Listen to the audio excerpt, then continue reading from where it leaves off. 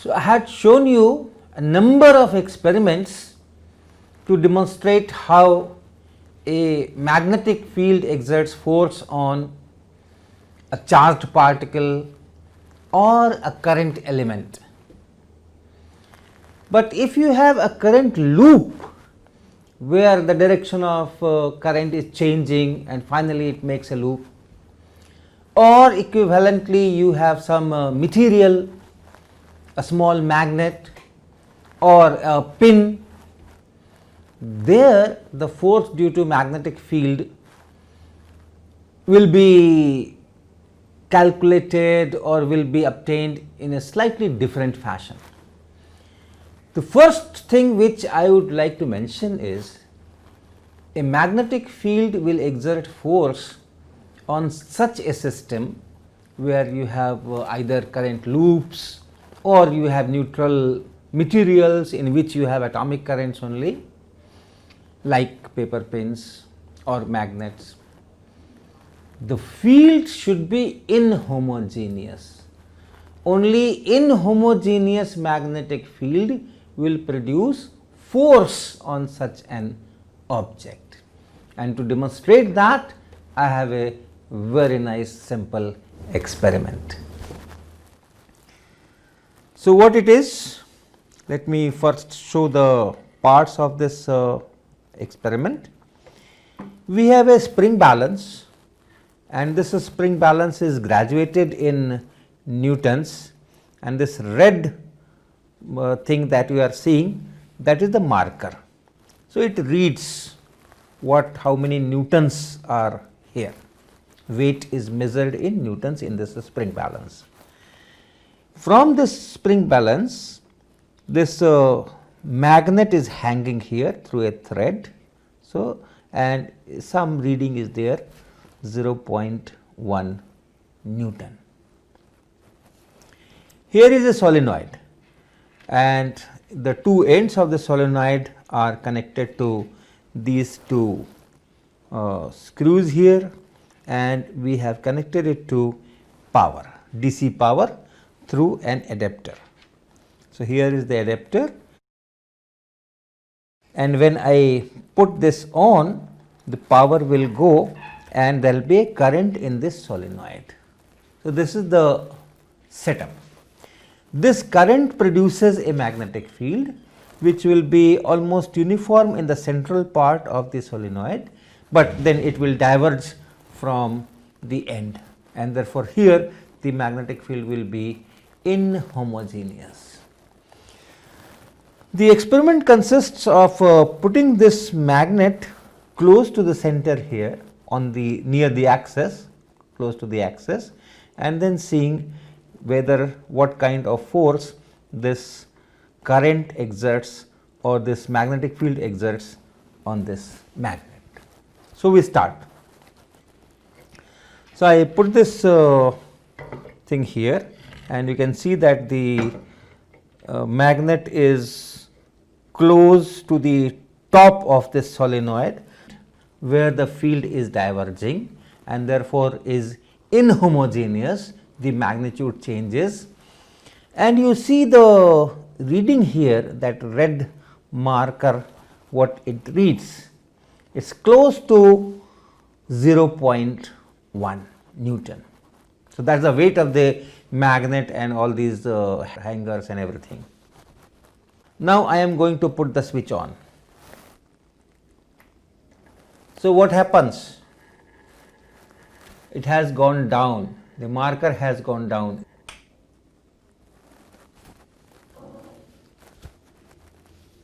So, this magnetic field which is created by the solenoid has pulled it down.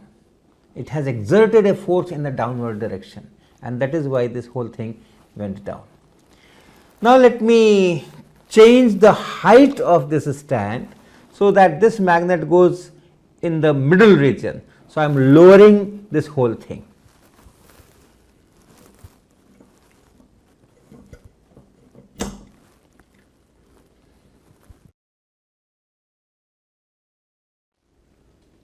So, I have lowered this magnet. Now, you can see where the magnet is, and if I put this solenoid, the magnet will be somewhere here in the interior, in the central region.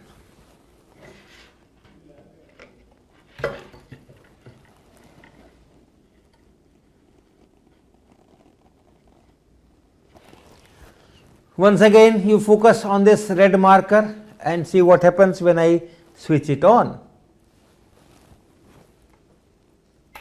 Here it is, and you see the red marker has hardly moved anything. So, this magnetic field is almost not exerting any force on this magnet. I have another very simple experiment which will again demonstrate that an inhomogeneous field will exert force on such kind of materials. So, I have here a magnet, a cylindrical magnet. This is the flat face which is one of the poles, and then I have a steel ball, and this steel ball goes and sticks to this magnet, but you can see that it is sitting at the center of this face. Now, if I try to take it near the edge, see what happens. I am taking it towards the edge and leaving it, and it comes back to the center. So, I take it to the edge and leave, and it comes to the center. So, there is a large force which is pulling it towards the center, and why that force is coming towards the center? Because the field is inhomogeneous in that plane also. If you look at the central part, the field here is strong. If you look at this part, the field here is weak. So, there is an inhomogeneity in this direction also. Indeed, there is an inhomogeneity in this direction. As you go away from the magnet, the field decreases, but this way also if you go from the central part to the these edges, the field decreases, and this inhomogeneous field is responsible for pulling this steel ball towards the center. But why do I need that steel ball bearing? Can I put a copper ball bearing there, or an aluminium ball bearing there, or for that matter a plastic ball there, or a foam there? The behaviors are very different if I take different materials. Broadly, one can divide the materials in two categories: magnetically ordered and magnetically not ordered. Then in the magnetically ordered materials, you can have further subdivision: ferromagnetic, antiferromagnetic, ferrimagnetic, and so on. And in the not ordered systems, you have a paramagnetic and diamagnetic.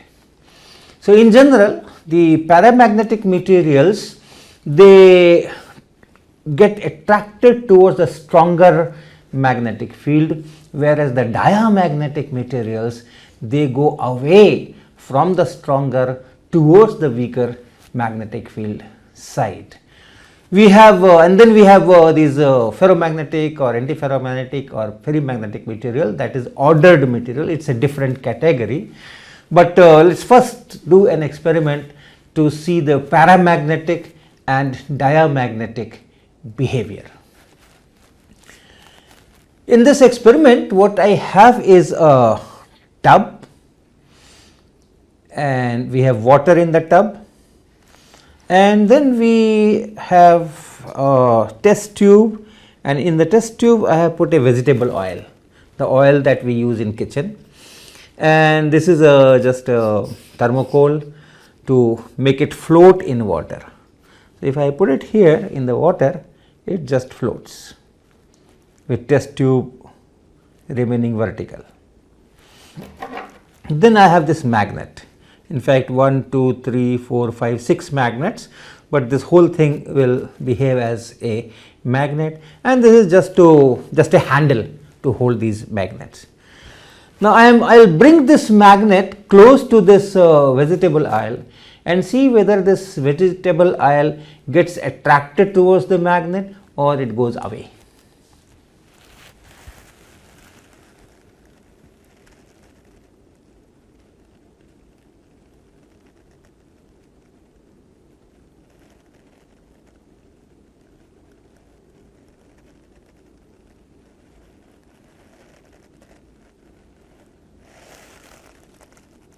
You see, it is going away, the separation is increasing. Once again, I keep it here in the middle, try to bring it at rest and bring this magnet close.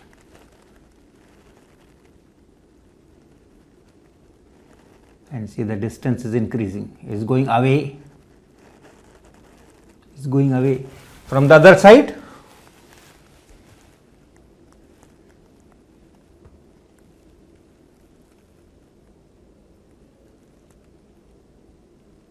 see, it is going away,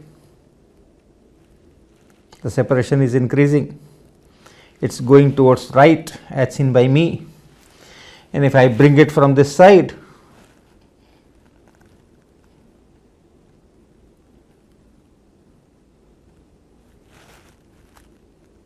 now it is going towards left.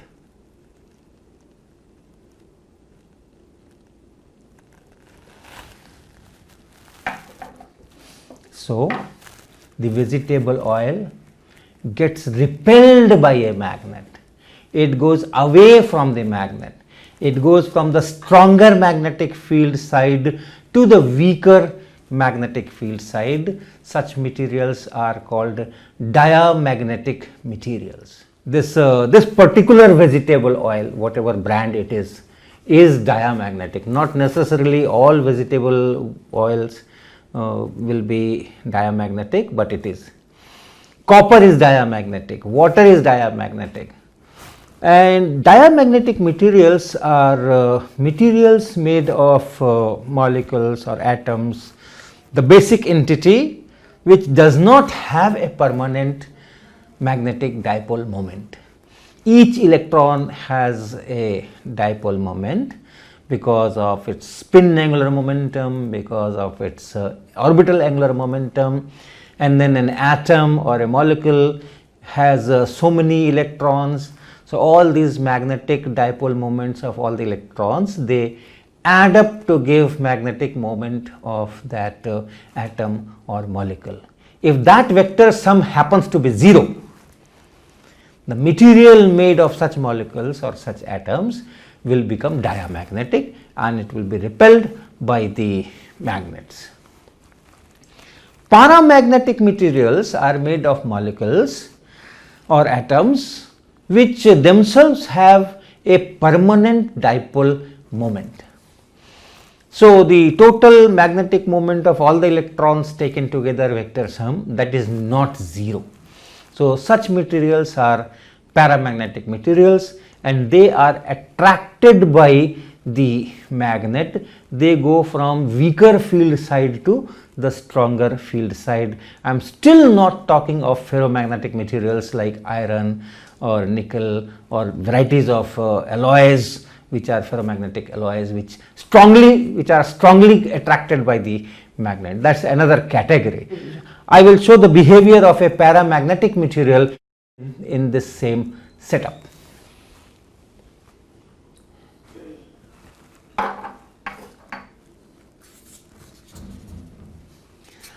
So, now I have this copper sulphate in this test tube, powder, copper sulphate powder in this test tube, and again I make it float.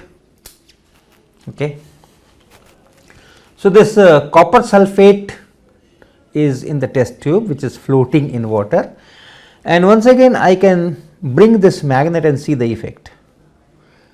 So, let us put it at this separation and see what happens. See, the separation is decreasing, it is getting attracted. It is coming towards the magnet from this side.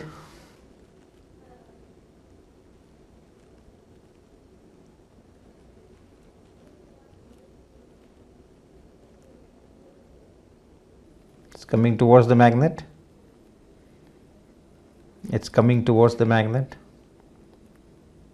So, it is going in this direction.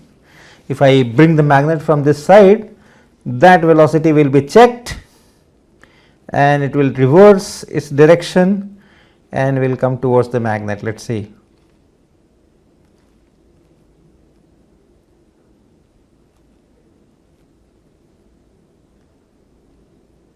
Yes, it has started coming towards the magnet.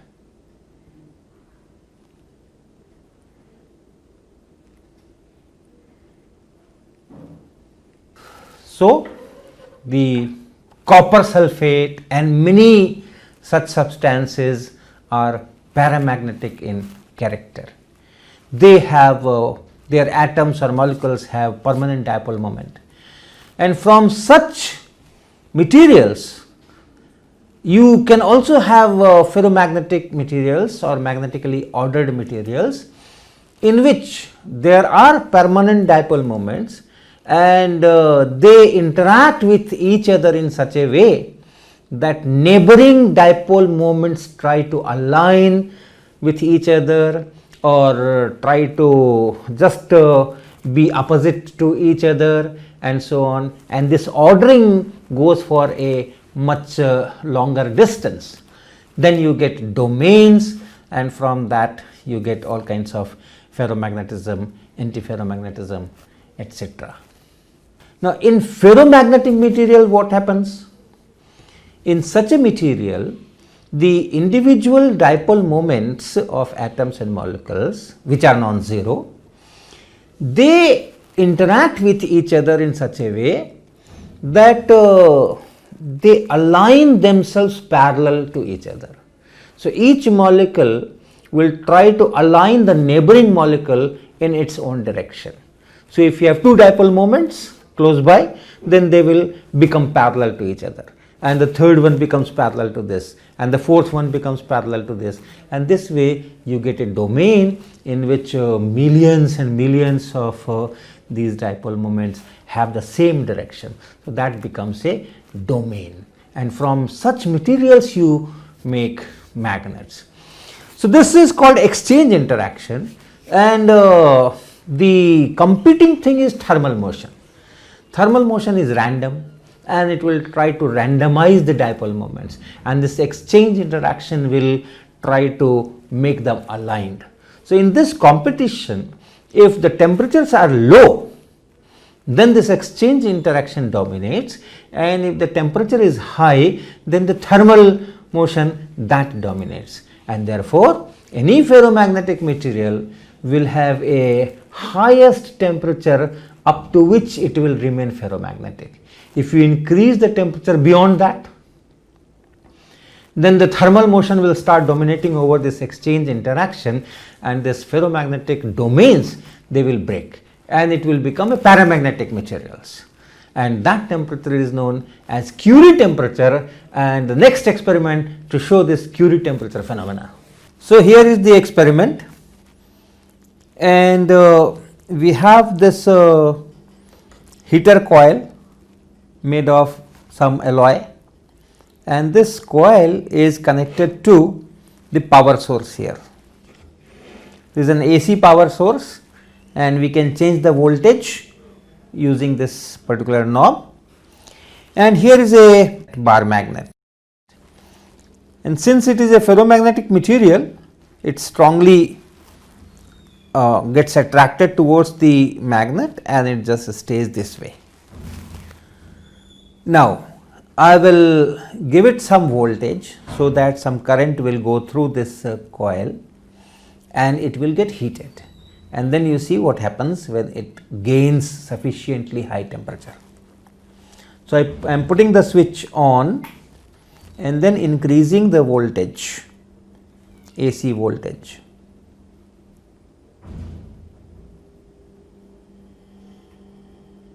So, the current is already going on and it is getting heated. and see what happens. Once again,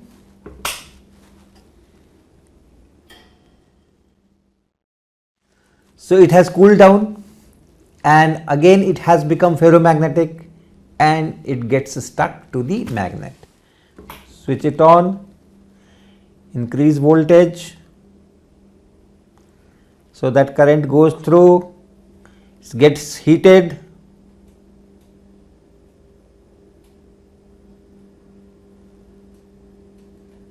temperature is increasing,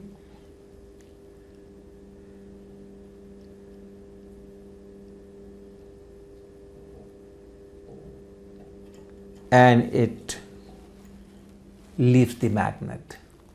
So, once it attains this Curie temperature, these ferromagnetic materials become paramagnetic, and then there is not any strong attraction between the magnet and the